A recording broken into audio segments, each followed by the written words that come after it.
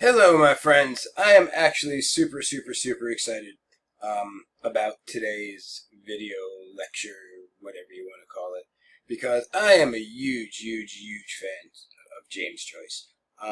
True story. One of the professors I studied with in college and graduate school was actually like a pretty well-known, world-renowned expert on James Joyce, and he was kind of my mentor. So I kind of picked up his love and obsession with Joyce, and I'm all about him. I think he's awesome. Like it says on the screen, he was a literary rebel. He did things that nobody else did, and plus, like, let's be honest, his eye patch game is tight. So you gotta love the guy. But one of the things I took away from studying with his name was Professor Dolan. With Professor Dolan was with Joyce, you either have to keep it really simple or really complex. There's tons of layer and nuance, and you need to know a ton about Irish history to truly get Joyce's work on the deepest level. Or you can take it the simple way. And because of the nature of this class, it's short session online because it's not in person. We're going to we're going to kind of by necessity have to keep it simple, which is why I tried to talk about the life lessons in Sisters and Encounter in Araby. So we'll get into that in a second. But the first thing I want to talk about is the question of whether or not it's the same boy in all three stories. And the thing is, if you get bogged down and pay super close attention to the actual literal details in the story, no, it's not the same boy if you just go by the specifics and the details. Why? A lot of the details don't line up. I think like who he lives with is different. A couple like family relations are different. Yes, if you go by the literal specific details, it's not the same boy. But like I kind of pushed you guys in the discussion prompt, don't get bogged down in the details. And we'll talk a little bit why you shouldn't in a second. The overall feel, the kid's personality in all three stories are the same. He's intelligent. Like remember in Encounter, he's really well read. And I think they mentioned in the Sisters that he's smart. He's sensitive. He develops the crush on Mangan's sister. He feels it when his uncle is like talking crap about Father Flynn. He's kind of a loner, alienated. Like yes, he has friends in an Encounter, but in the Sisters, he's hanging out with a priest, and even with his friends in an Encounter, he feels a little separate, isolated from his friends because, like I said, he's well read, and even like the creepy stranger dude picks up on the fact that he's not he's not the same as his friends.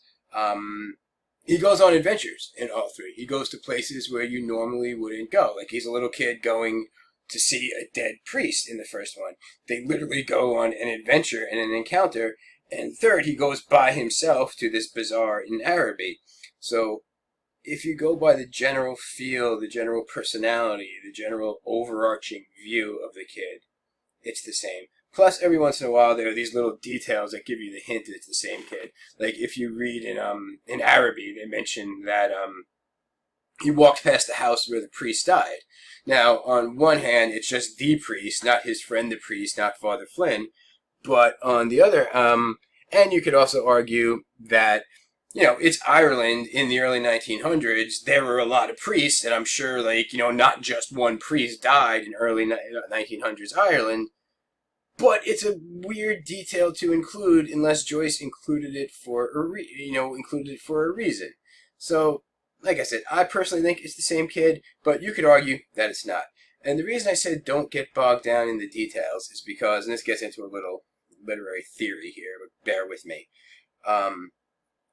Modernism, which is the kind of literature James Joyce wrote, was all about trying to capture the way the human mind works on paper. Keep that in mind. Like I said, I think I put in some feedback when we get to Hills Like White Elephants. And mostly it was things like stream of consciousness.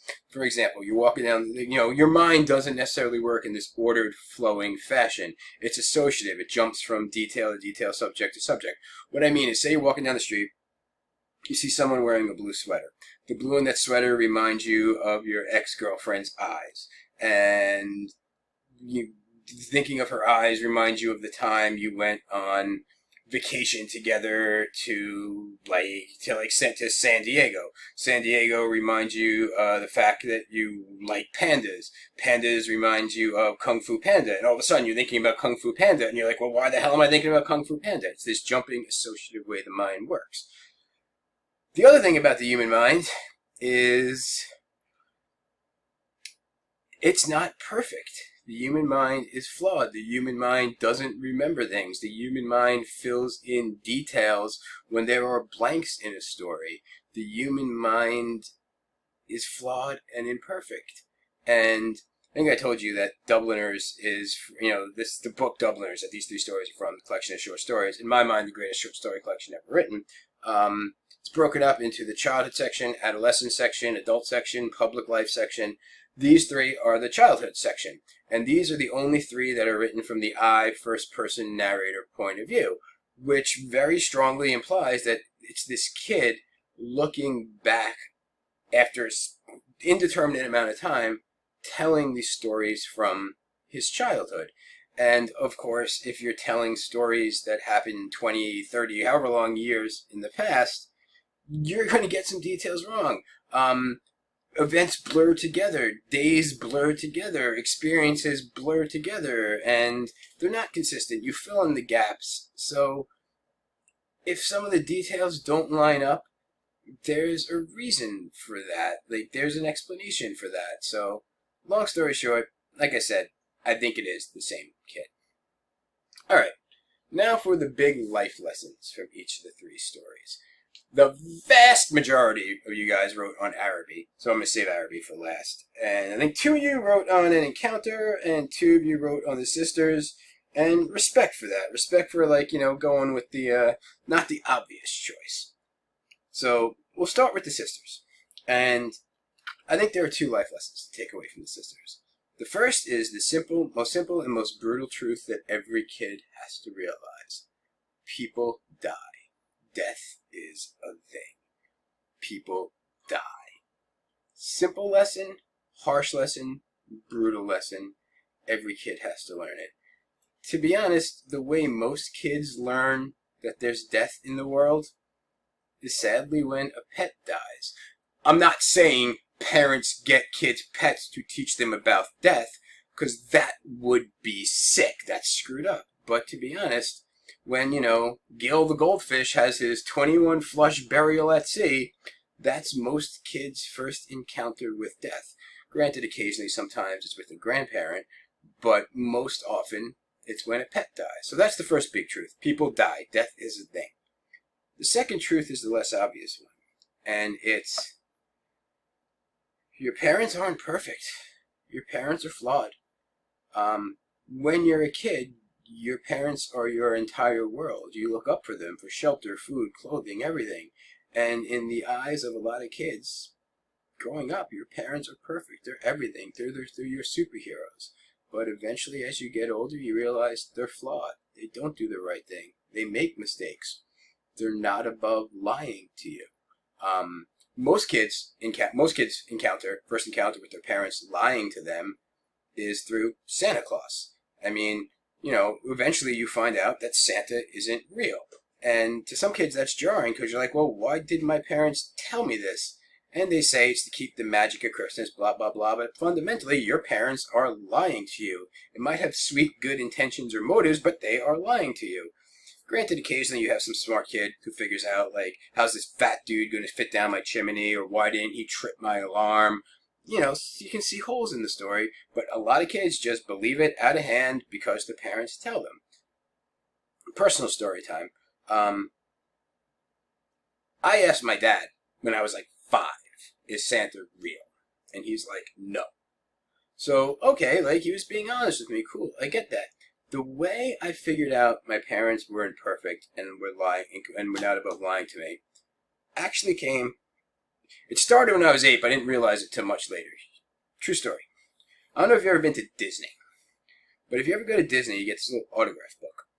And the goal is to go around and get all the characters to sign it. And I did that. I got my autograph book, and I wanted every Disney character to sign it. So I go up to Mickey, be like, Mickey, sign this. Mickey's like, sign go up to Goofy and he like taking his hand or paw and be like, I signed it, no problem. I mean, I got everybody. I got like all 7 dwarves. I got Pirates of the Caribbean before they blew up. Like I got everybody. But for whatever reason, can't explain it to this day, Donald Duck wanted nothing to do with me. I would go up to him to sign my book and he'd waddle away. Like I spent like 5 days trying to get this duck's autograph, but he kept blowing me off. Fast forward to the last day we're at Disney. It was my mission in life to get this duck's autograph. And I told my parents, we're not leaving. I'm not leaving this park. You can leave me here. I'm getting that duck's autograph. Last thing we did at the park before we went home, there's this big stage show with all the characters. And I like elbowed my way up through the crowd like I was Charles Barkley, right up against the stage, ready to put my book in Donald's wing, flipper, paw, I don't know what he has, whatever. He walks by, I jump up, present him with the book, walks by. Second time he doesn't. Jump up, he doesn't take it. 3, 4, 5 times, this duck's ignoring me. We gotta leave for the airport in like an hour or 2 hours. And I'm throwing the mother of all temper tantrums. I'm like, no, we're not leaving. I need this duck's autograph. My dad's getting super frustrated. And he tells my mom, let's take him to the gift store, buy him whatever the hell he wants. It'll shut him up. We can finally leave. Me and my mom go to the gift store. We get back 20 minutes, half hour later. I'll never forget it to this day. Walk back, my dad's sitting on a bench. Smile on his face, ear to ear. He looks at me and goes, hey, Rich, guess what? While you were gone, Donald stopped by and he signed your book. And I'm like, that's awesome. That's great. Mission accomplished. We can go home. Go to the airport, hop home, fly back to New York. I don't think about this autograph book for, like, no joke, 10 years. I'm packing up to go away to college in Baltimore. I went to Hopkins. Going through my drawer, my mom's helping me pack. And I find the autograph book. I never forget it. It's red, blue, Mickey, Minnie, with paintbrushes on the front. Never forget it. Start flipping through the book. And I get to the Donald page. And I look and I smile. I turn to my mom who's sitting on my bed. And I go, hey, Mom, remember how hard it was for me to get Donald's autograph? And finally, at the last minute, I got it. My mom looks at me with the most disappointment I've ever seen in that woman's eyes. Like, more disappointed than when I got kicked out of medical school. And she looks at me and goes, you effing idiot. Your father wrote that. Boom. I was shattered. Like, what kind of sick person forges a duck's autograph to their 8-year-old son? But at the time, it didn't even cross my mind that that's what happened. That, like, it was forged. Because it's my parents. I took them perfect. They don't do anything wrong. I just took it for granted. Now, looking back on it, I totally should have realized, because every other character just half-scrawled their name. Donald wrote me 2 pages, like, Dear Richard, I'm very sorry that our paths didn't cross while you were at Disney. There were many times where I wanted to stop and you were busy, or alternatively, you were busy and I couldn't, blah, blah. I'm like, I should have realized it. But I didn't, because at that moment in time, I was still harboring under that illusion that, my parents are perfect, flawless, don't do anything wrong.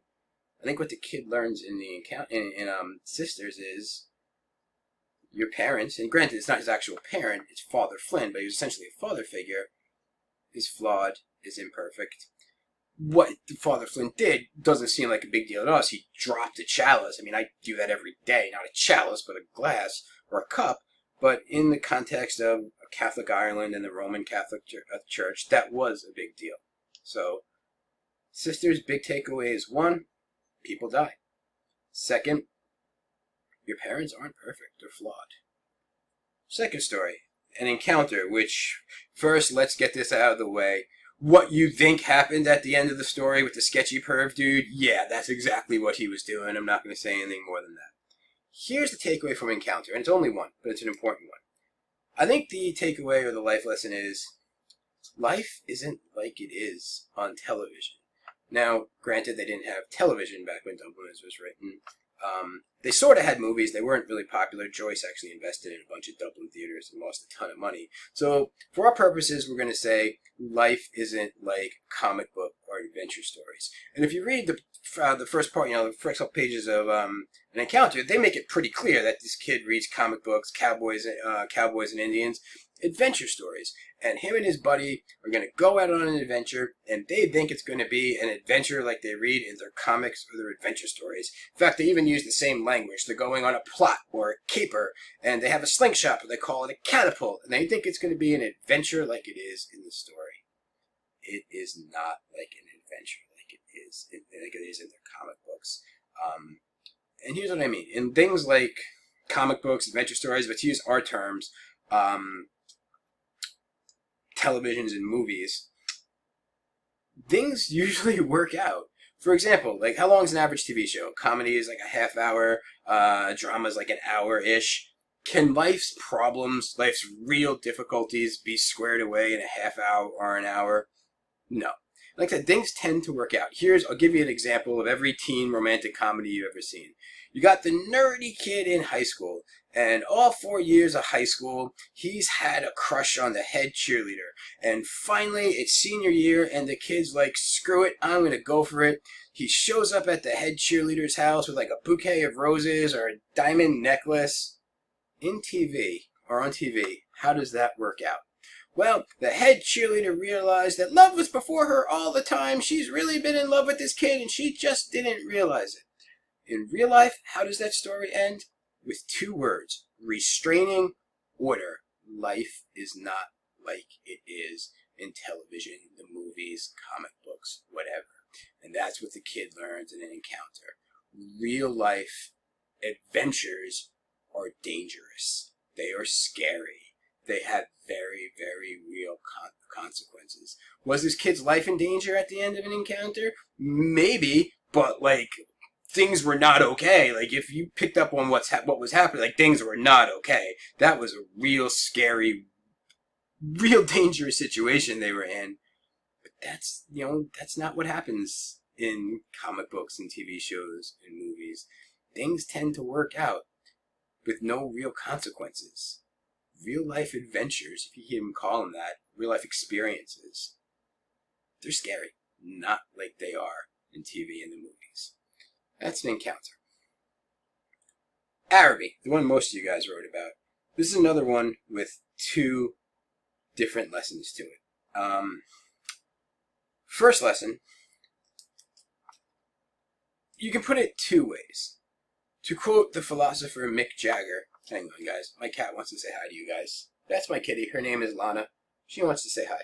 Okay, so that being said, or Lana being said, to quote the philosopher Mick Jagger, you can't always get what you want. Or to put it another way, the world does not revolve around you. Like, I know, yes, it revolves around you, Lana, but you're different.